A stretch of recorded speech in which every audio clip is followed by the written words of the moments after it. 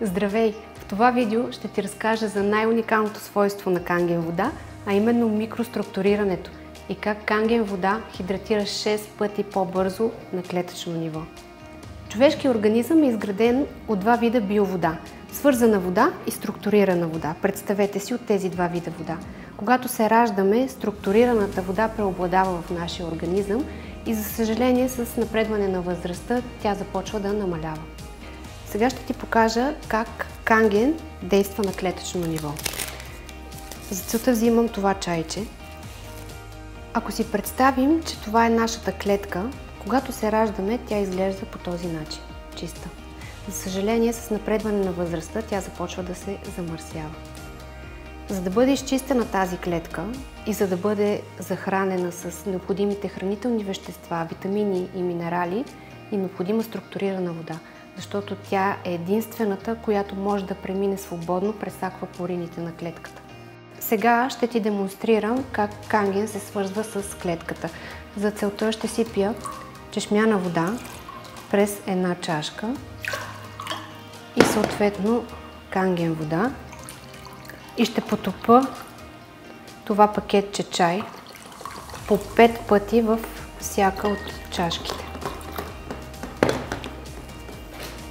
Започваме 1, 2, 3, 4, 5. Нищо не се случва, минаваме в канген. 1, 2, 3, 4, дори 5 не беше необходимо. Минаваме в чешмяната пак. 1, 2, 3, 4, 5. Отново канген. 1, 2, 3, 4. Отново чешмяна.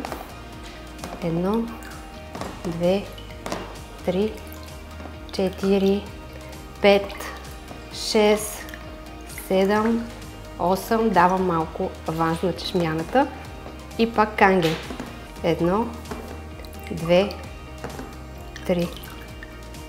Осъзнаваш ли какво се случва в твоят организъм, започвайки да пиеш канген вода? Как канген стига до клетката? Лекарите казват, че канген стига за 2 минути до мозъка и за 10 минути до всяка клетка на тялото. Сега продължавам експеримента, като ще се опитам да направя чай с чешмяната вода, като сипа в нея канген.